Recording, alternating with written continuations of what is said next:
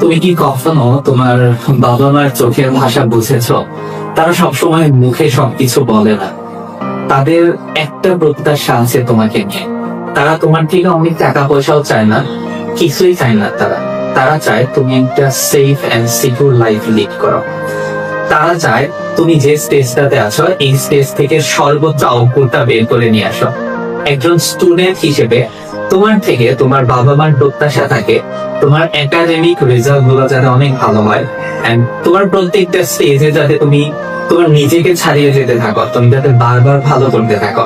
তোমার বাবা মা চাই তুমি এসএসসি তে অনেক ভালো একটা রেজাল্ট করো, এরপর ভালো একটা কলেজে ভর্তি হও।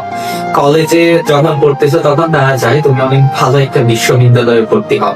বিশ্ববিদ্যালয়ে পড়া অবস্থায় তারা চায় তুমি সিকিউর একটা কেরিয়ারের দিকে যাও। সো এই যে বাবা মার যে হিডেন এক্সপেকটেশনটা, এটা কিন্তু আসলে তাদের স্বার্থের জন্য না।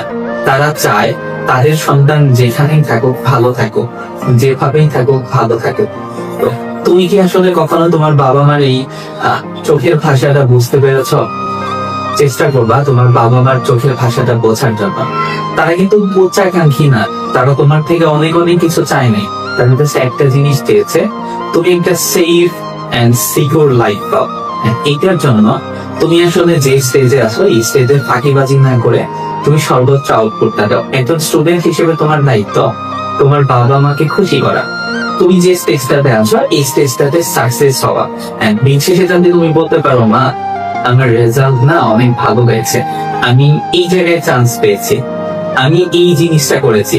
দেখবা তাদের যে হচ্ছে মুখের হাসি, এটা তুমি 1000 কোটি টাকা দিয়েও কিনতে পারবা না। তাই নিজের বাবা মার চোখের দিকে তাকিয়ে হলেও, তাদের এক্সপেকটেশন পূরণ করার জন্য হলেও ফাঁকিবাজি না করে এখন পড়াশোনা শুরু করে দাও।